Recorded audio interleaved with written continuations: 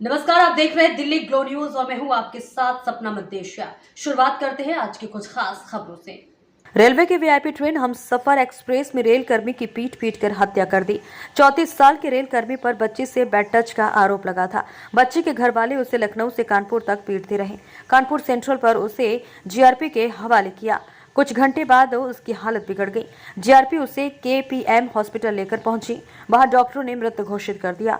पूरी घटना गुरुवार को बरौनी से नई दिल्ली जा रही हमसफर एक्सप्रेस की है, जहां बिहार के समस्तीपुर का रहने वाला प्रशांत कुमार सिवान से दिल्ली जा रहा था।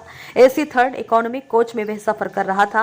प्रशांत रेलवे में ग्रुप डी में नौकरी करता था। इसी कोच में एक परिवार भी अपनी 11 साल की बच्चे के साथ था। बच्चे को सीट पर बिठाया, फिर बैड टच किया। ट्रेन गुरुवार को तड़के सुबह लखनऊ के करीब पहुंची और इस दौरान प्रशांत ने बच्ची को अपनी सीट पर बिठा लिया। आरोप है कि जब बच्चे की मां टॉयलेट गई तो उसने बच्चे से छेड़खानी की तो वह रोने लगी। आरोपी ने उसे डराकर चुप करा दिया। मां के टॉयलेट से लौटते ही बच्ची रोते हुए उनसे लिपट गई। मां ने पूछा क्या हुआ, वह कुछ बता नहीं रही थी। मां उसे टॉयलेट की तरफ ले गई, पूछताछ की तो बच्ची ने पूरी बात बताई। इसके बाद मां ने पति और ससुर को घटना की जानकारी दी। बच्ची को रोता देख भड़के यात्री। इसके बाद परिवार और कोच में बैठे यात्री आक्रोशित हो गए। प्रशांत को थप्पड़ मारते हुए गैलरी में खींच लिया, उसे लात घूंसों से पीटा। लखनऊ से कानपुर तक करीब 80 किलोमीटर तक उसे ट्रेन में पीटते हुए ले गए। इसके बाद परिजनों ने रेलवे को सूचना दी। गुरुवार सुबह 4:35 पर कानपुर सेंट्रल के प्लेटफॉर्म नंबर 7 पर पहुंची तो जीआरपी प्रशांत को हिरासत में लेकर थाने ले आए। बच्चे की मां और परिजन भी थाने पहुंच गए। कुछ घंटे बाद आरोपी प्रशांत की तबीयत बिगड़ने लगी। जीआरपी उसे अस्पताल ले गई, लेकिन तब तक उसकी मौत हो गई। कानपुर जीआरपी प्रभारी ओम नारायण सिंह ने कहा, महिला ने 11 साल की बेटी के साथ छेड़छाड़ की, एफआईआर दर्ज कराई है। आरोपी के खिलाफ पॉक्सो एक्ट के तहत केस दर्ज किया गया। घटनास्थल लखनऊ का ऐशबाग का था, इसलिए मुकदमे को ट्रांसफर कर दिया गया। मृतक प्रशांत के चाचा आर सिंह कानपुर पहुंचे। पंचनामा की कार्रवाई पूरी कर पोस्टमार्टम करवाया गया। जीआरपी ने आरोपी प्रशांत को ट्रेन आने के 5 मिनट बाद ही उतार लिया। प्लेटफॉर्म नंबर 7 से थाने तक पैदल ले गई। लिखा पढ़ी और पूछताछ के बाद जैसे ही प्रशांत को गिरफ्तारी के बाद पता चली तो उसकी तबीयत बिगड़ने लगी। थाने से दोपहर 12 बजे केपीएम अस्पताल ले गई। गुरुवार दोपहर 2:05 पर डॉक्टर सरोजनी सिंह ने मेडिकल किया। शरीर ठंडा पड़ा था तो ईसीजी किया। डॉक्टरों ने उसे दिन में 3:10 पर मृत घोषित कर दिया। जनरल टिकट पर एसी में कर रहा था सफर। जीआरपी की पड़ताल में पता चला कि प्रशांत जनरल टिकट पर हमसफर एक्सप्रेस के एसी कोच में सफर कर रहा था। बच्चे के परिजनों ने बताया कि वो टीटीई को ही दी हुई सीट नंबर 11 पर बैठा था। प्रशांत को अपने पिता एस कुमार की मौत के बाद मृतक आश्रित में नौकरी मिली है।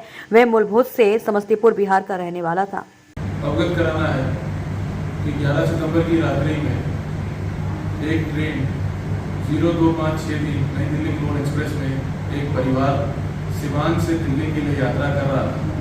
उन्हीं के कोच में एक अन्य व्यक्ति भी यात्रा कर रहा था। जब वह ट्रेन ऐशबाग से गुजरी, उसके उपरांत उस परिवार की 11 वर्षीय बच्ची जो उनके साथ थी, उसके द्वारा बताया गया कि इस व्यक्ति के द्वारा उसके साथ पिछले कुछ समय से ट्रेन में ही छेड़खानी की जा रही है। यह सूचना पाने पर उसके परिजनों द्वारा व ट्रेन में अन्य यात्रियों द्वारा आक्रोशित होकर उस व्यक्ति के साथ मारपीट करी गई।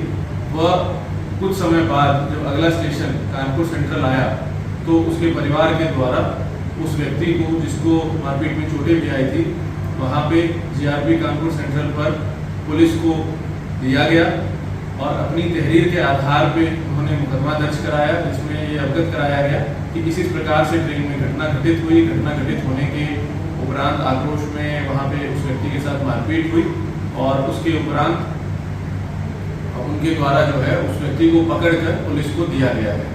इसमें संबंधित कानूनी कार्रवाई करते हुए तत्काल मुकदमा दर्ज करने के उपरांत उस व्यक्ति को मेडिकल के लिए जब हॉस्पिटल भेजा गया तो वहाँ पे हॉस्पिटल पे उसको मृत घोषित करा गया।